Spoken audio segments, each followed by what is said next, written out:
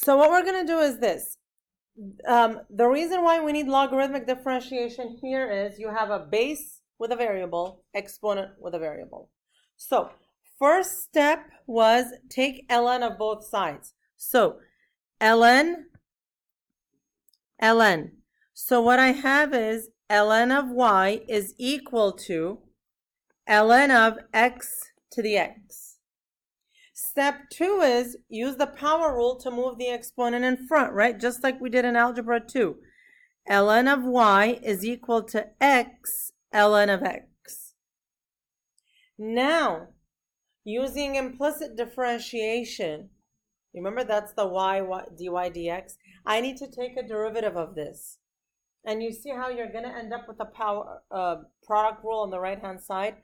So, take the derivative of this. So what we're going to do is we're going to do d dx of ln of y equals d dx of x ln of x. And this is implicit differentiation.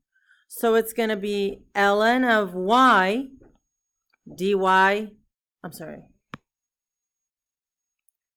the derivative of ln of y is what? 1 over y dy dx equal to product rule here. So u equals x, v equals ln of x, u prime is 1, v prime is 1 over x. So this side I'm going to have ln of x plus x times 1 over x. Okay. So what I have now is 1 over y dy dx equal to 1 plus ln of x, right? X times 1 over x is 1 plus ln of x. Now I need to solve for dy dx, meaning multiply both sides of this by y. So I get dy dx is equal to y times 1 plus ln of x. But I can't have y in my equation. I substitute what y was in the beginning. And what was y in the beginning? X to the x, 1 plus ln of x. All right? We're cool? Okay. Yeah, it really is. Yeah, there's no need to distribute further than this. Okay, here, one more time. Take ln of both sides. So ln of y is ln of x to the sine x. ln of y is sine x ln of x. Okay, now d dx ln of y equals d dx sine x ln of x. Please write this step. Get in the habit of writing that step, because now you know if you're taking d dx, if the variable of differentiation is x, but you're differentiating a y, you know you have to do dy dx later, right? That is what reminds you. So here I have 1 over y dy dx equals. Now, can you look up here for a minute? I know.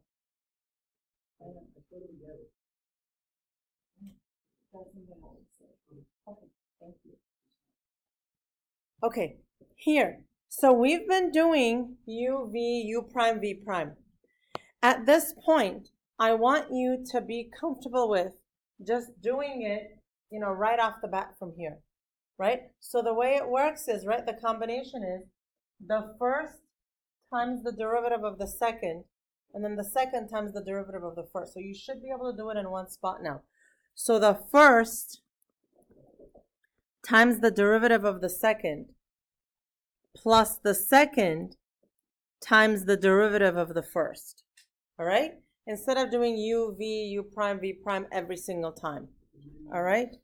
So now dy dx is equal to y times sine of x over x plus cosine x ln of x.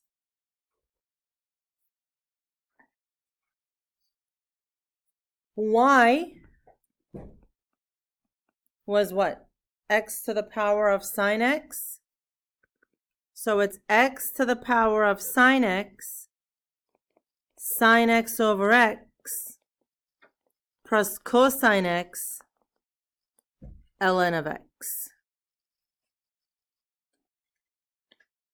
Again, if this shows up on an AP test, this problem, it would be a multiple choice. Okay? So these are the kinds of things that multiple choice questions are like. They're not, like, they're time consuming, right? There's a lot of writing, and so you really have to be quick in terms of, like, you have to be quick on your feet with the math. You also have to know it so well that you see it and you just go. Like, there is no time to ponder, wait, how do I solve this problem again? Right? Okay. Okay. All right. Here we go. This is maybe an appropriate problem with all these masks out there today. The spread of a flu in a certain school is modeled by this equation, where P of T is the total number of students infected, right? So P of T is the total number of students infected T days after the flu was first noticed. Many of them may already be well again at time T. All right. Estimate the initial number of students infected with the flu. Okay, so this equation takes effect T days after the flu was noticed, right? So when it was initially, like when it initially started, what was the time? 0. So what we're looking for here is P of 0 equal to 100 over 1 plus e to the 3. Okay, suppose this shows up on a test or quiz, and you write this, I'm going to take points off, because I don't know what this is. This is just a couple of symbols, right? It's just random numbers with a division bar. Please show me that you understand that this sentence implies P of 0. That is maybe more important than what comes after the equal sign. Okay? All right. And so this is about 5 students. This question doesn't make really any sense. This doesn't specify what time. It just says it estimate the initial. I'm sorry, I never saw that. So like initial means that P of 0. Like initial just means you set T to 0 and you just solve. Okay. How fast is the flu spreading after 3 days? How fast, right, means rate of change.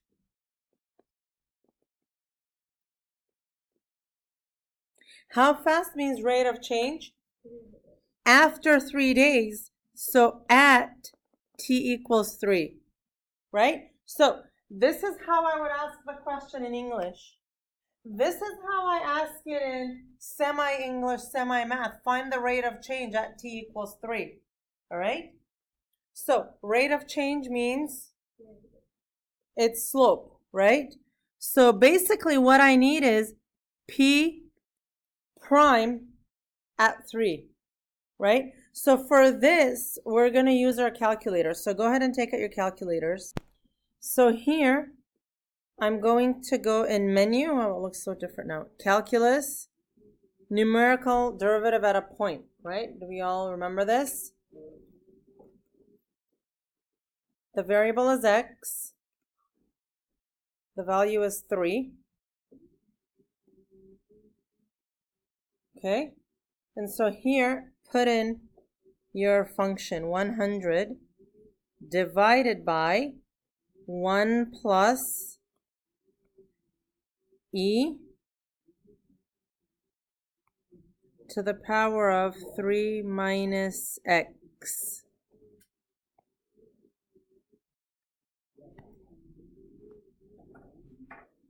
Enter, and it's 25. Right? So that's okay to do.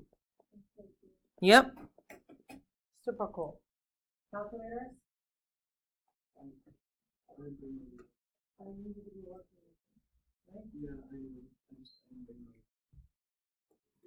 Okay. So how fast is the flu spreading after 3 days? All right, so now we got that this is 25. Now, this question is a little bit simpler, but in a more complex form, something like this might be on a free response. This is way too simple though, okay? So now, however, if this is asked, you know, it'll say like, and then justify your answer or something, or explain the meaning of your answer or something like that, right? So, after 3 days, so after 3 days of it first being noticed, right? 25 students per day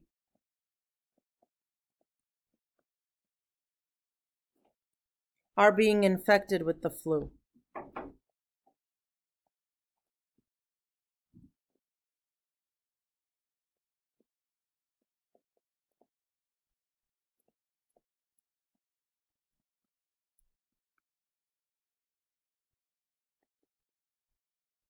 Okay.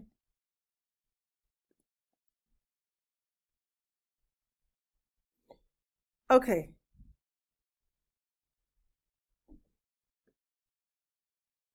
So here it says, when will the flu spread at its maximum rate?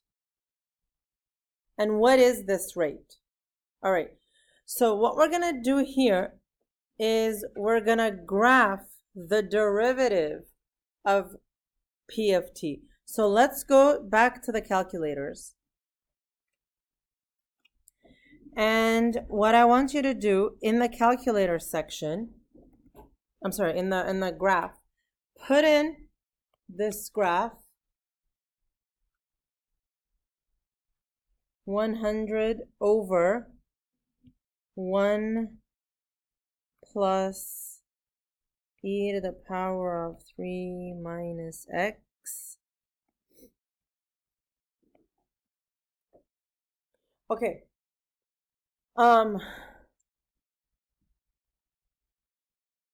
So what window is appropriate here? What do you think? What window is appropriate? Does it make sense to be like at t equals negative 10? No, we're going to start from t equals 0 and go further, right? So let's go to menu, window settings. All right, so I'm going to go from 0 to, oh gosh. All right, let me do it again. So I'm going to go menu.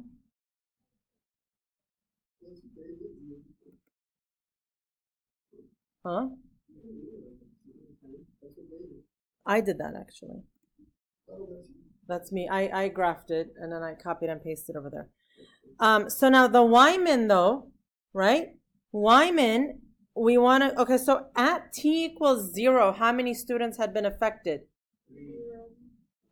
5 had been affected at t equals 0, right? And then at t, and then, so it's just increasing from that. So why don't we go from, oh gosh, 5 to, let's go to 50. Okay. It looks like I went a little bit higher. Man, a lot of people are getting affected. Let's go to, yeah, let's go way up high, 120. Cause you know what? Cause at Okay, so after 3 days, if 25 students a day are getting affected, then like, right? That's a lot of people being infected. Okay, so now you can move this over here so we have some room here. All right, now go back, press tab. In F2, we're gonna graph the derivative of this. So go to, is it menu?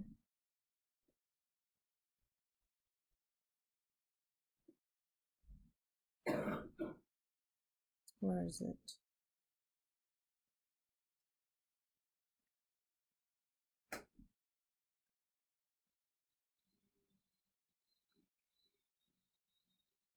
Hang on.